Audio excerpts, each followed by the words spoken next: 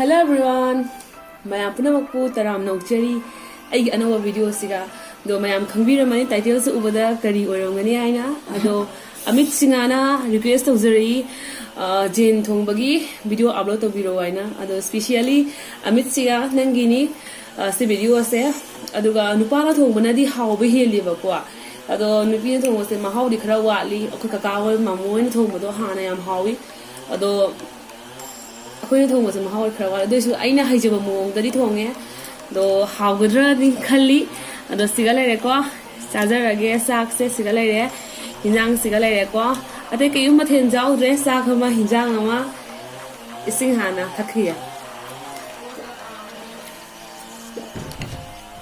अदुगा leg piece हान लख लगे ma'am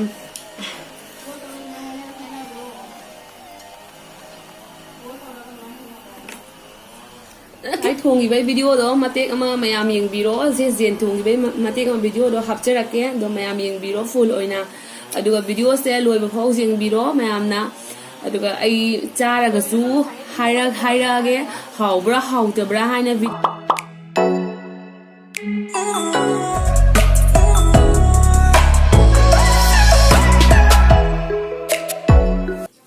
nasi jen thongba la sang dori maru sin siga le u tama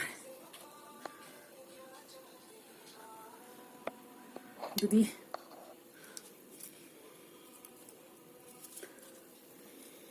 shin alu kan sini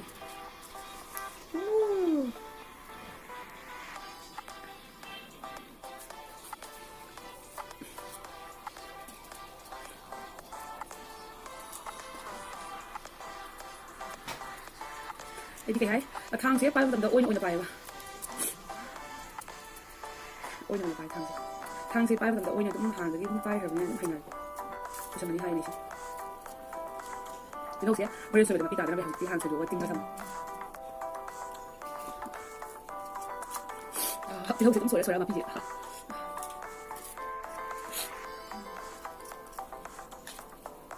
ra đi ta sẽ la đâu đâu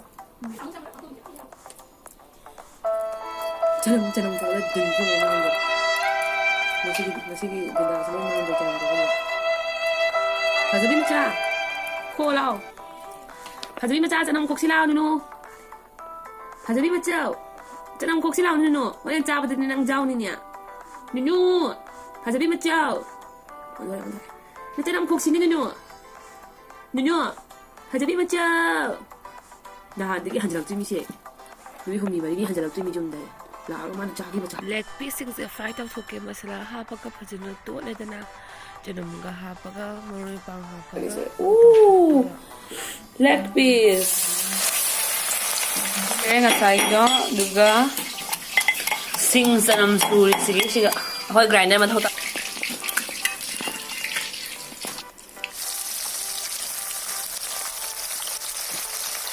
ote mo roi no ting sana thame siga lere chanamuga singa asubado siga tilhau do ngaure ko tilhau se mula e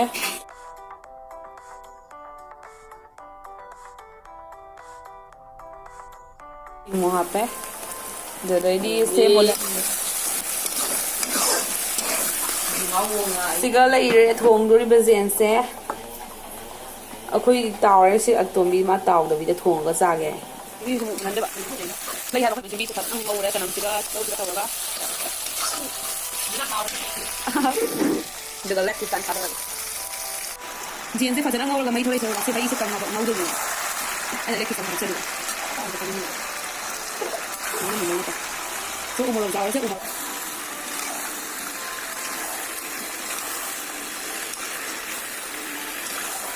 Có đuôi đang học đấy. Còn thằng Macuannya. Yang lain tu, kami terus tidak minggu kau. Yang HP dua di saya jira kerana apa dia?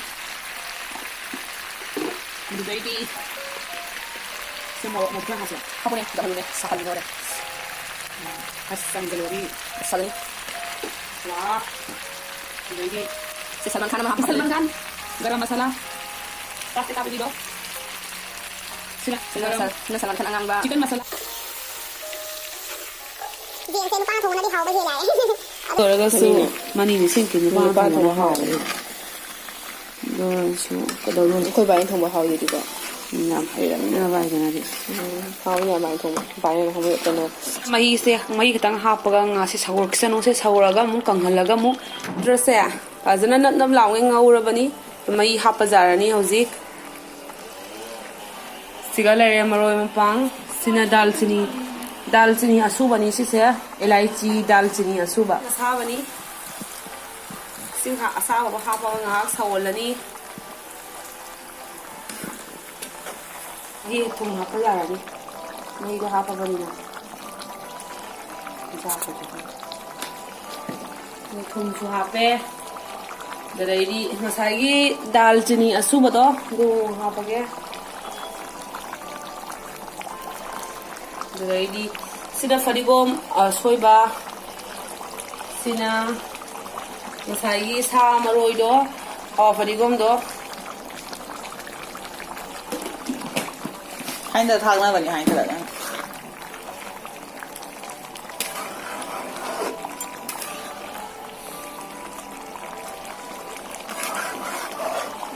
hangam thakadani hangam ꯍꯧꯗꯤ hangam ꯈꯔ ꯀꯥꯎꯔ ꯃꯥꯜꯂꯤꯅꯦ garam masala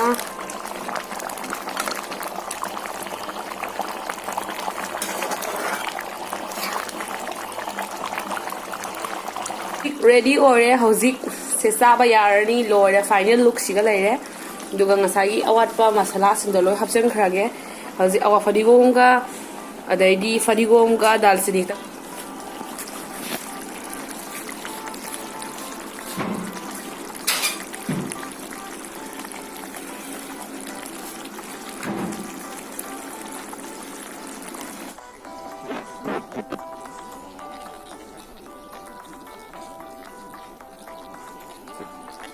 ꯖꯦꯟ ꯊꯣꯡꯕꯁꯦ ꯑꯩ ꯆꯥꯔꯒ ꯑꯃꯨꯛ ꯍꯥꯏꯖꯔꯛꯑꯒꯦ ꯍꯥꯎꯕ꯭ꯔꯥ ꯍꯥꯎꯇꯕ꯭ꯔꯥ ꯍꯥꯏꯗꯣ ꯃꯌꯥꯝꯗ ꯑꯗꯨꯒ ꯅꯍꯥꯟꯗꯩꯁꯨ ꯖꯦꯟ ꯊꯣꯡꯕ ꯆꯥꯅꯤꯡꯅ ꯂꯩꯔꯝꯃꯤꯅꯤ ꯀꯨꯏꯔꯦ ꯖꯦꯟ ꯊꯣꯡꯕ ꯆꯥꯗꯕꯀꯣ ꯑꯗꯨꯒ ꯑꯃꯤꯠ ꯁꯤꯡꯅꯥꯅ ꯅꯤꯡꯁꯤꯡꯉꯛꯄꯗꯨꯒꯤ ꯑꯃꯨꯛ ꯍꯦꯟꯅ ꯆꯥꯅꯤꯡꯕ ꯍꯦꯟꯈ꯭ꯔꯦꯀꯣ ꯍꯥꯏꯕꯗꯤ ꯖꯦꯟ ꯊꯣꯡꯕꯁꯦ ꯑꯃꯨꯛ ꯍꯦꯟꯅ ꯆꯥꯅꯤꯡꯕ ꯍꯦꯟꯈ꯭ꯔꯦ ꯑꯗꯣ ꯑꯩꯅ ꯍꯩꯖꯕ ꯃꯑꯣꯡꯗꯗꯤ ꯑꯩ ꯊꯣꯡꯖꯔꯦ ꯑꯗꯣ ꯍꯥꯎꯕ ꯍꯥꯎꯇꯕ꯭ꯔꯥꯗꯣ ꯆꯥꯔꯒ ꯑꯃꯨꯛ ꯈꯪꯍꯟꯖꯔꯛꯑꯒꯦ ꯃꯌꯥꯝꯗ ꯑꯗꯣ ꯃꯌꯥꯝ ꯚꯤꯗꯤꯑꯣꯁꯦ ꯐꯨꯜ ꯑꯣꯏꯅ ꯌꯦꯡꯕꯤꯌꯨ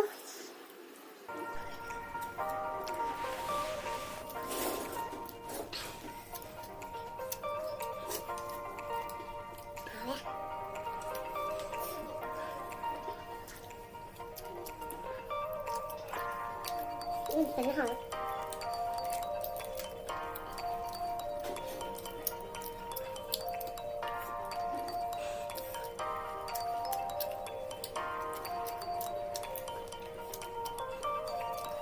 Anh đi thùng từ em làm hỏi.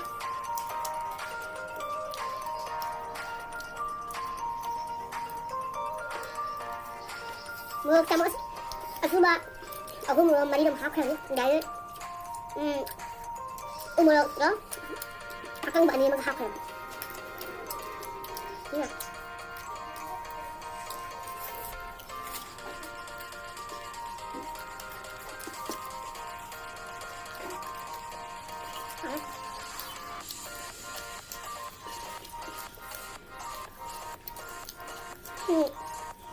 Aku cachar tadi ko.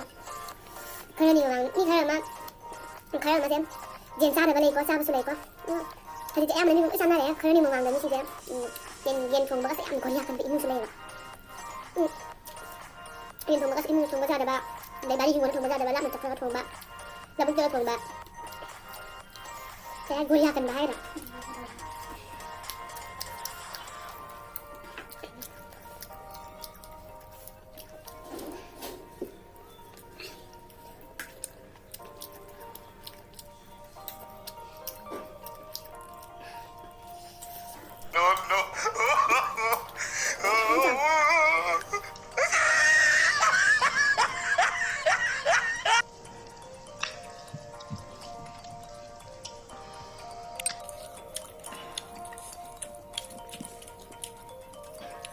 khởi gần nuôi bên này anh chào này mình hai một cái bậc trên này rồi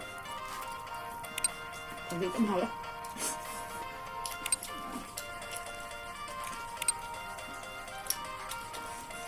luộc nữa sao à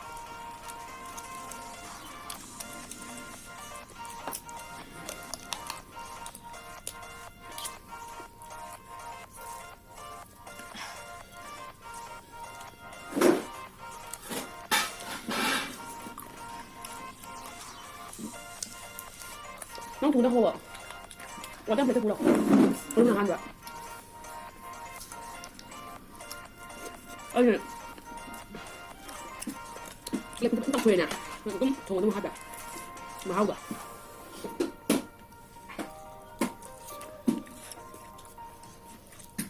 yang thùng bagi mong ga anh thùng cái mong mà nam tôi suy rồi là số mà nó cho số anh thùng cái mong xin mẹ try tao cái riêng view mà nó cái này đi khali ấy ở số mi của thùng này nè hào vậy anh thùng số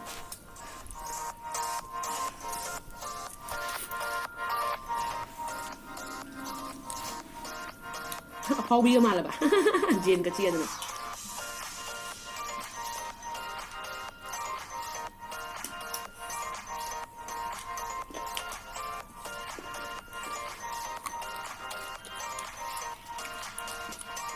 이파론 dari ayam mana hani biu tu jen chane ba kwa do phai myam tu ma chinjak ma nei do ko so ji jen sa sa jen sa ba se hoji mi kuma yam lo chana le ha na di jen chai ma phau bi ni ne mu bi jen chai ne mo se phau bi ni jen cha ba ngi ni ka ma ne ma ku ki ju ne cha su ne cha de ka ha ye ba ku ya ba na cha ba su ne de kwa ti ka ne 짜리 짜리 매am 짜나 봐 진짜 아니 페르스 이까니 내가 이렇게 해 왔는데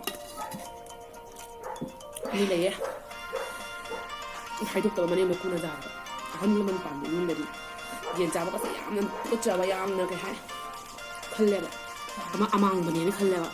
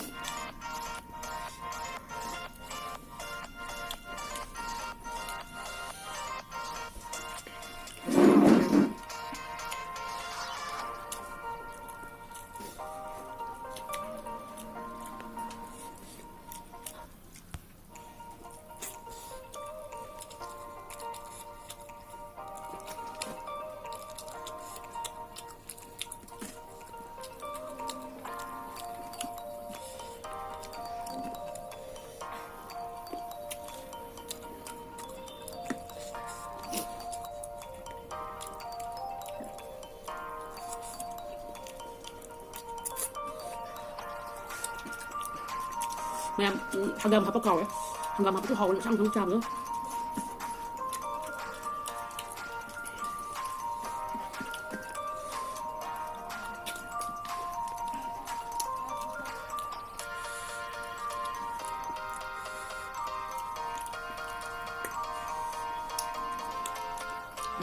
뭐 사면 왕왕하면 돼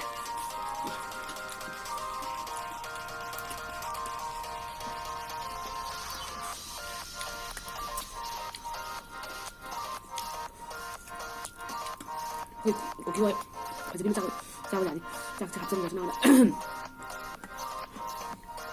어디 짜 짜면 짜래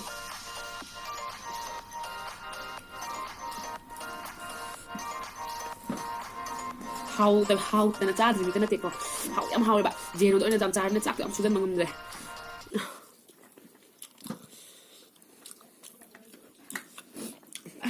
chắc xin lỗi em em anh thùng cái bị step đó gì là các em số thùng nó cha biu lúc đó em biết xin á anh dừng thùng sẽ em hầu á một số nó xào đấy một lúc sẽ em xào đến đây là sao đi ngầm mấy bạn hầu em mua khắp sắp đầu thì trên thùng nó hầu tập này bạn nha mẹ đi muộn không in nặng vì đó mua hay đi buổi giang thì mình giang cái hầu tôi mà đi em cho nó hầu rồi đỡ mà đi hay là hai bữa thì giang thì buổi đi hầu tôi mua nha mà này hầu sự ấm là hầu đi anh cho cả nha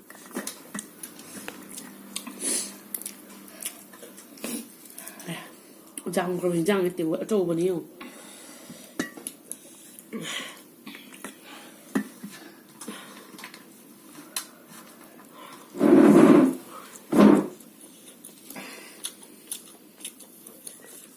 mẹ mà yang mà chú hao đấy chào chú rồi đấy, rồi mẹ cái chuyện video viewers nhá, video xin ngày video cái đi subscribe to kaubigano, like and share to bidamo, ma'am na. Duga kamenda ibidamo. Ano jo so iba, lawar ba so. Dili ta pa sulo ya ko. Ma'am na ngapi gani so ba. Cham sulo la. Dili ba tang sila. Matang sila video ay lo sanje. Ma'am cham sulo re aduga ma'am na video sa nungai bira gadi. Subscribe to ko birang no, like and share to biramo aduga kamenda ibiramo ina jo so iba video siga. Do ma'am na ngapi gani. Aduga hinjang su yam na haore. Morok su dum sare. Do morok sa sina kani jen thong ga morok sa di haubra trane ko. Aduna jena thongga morok ha pa sa ba di haubani. Do ma thian chu kai mjau renga sik sidi jen thong ba tani. Aduna mayam video se matang chikalo sanjaraga. Aduga next video da mayam gamu unarasi. Masigi di bye bye.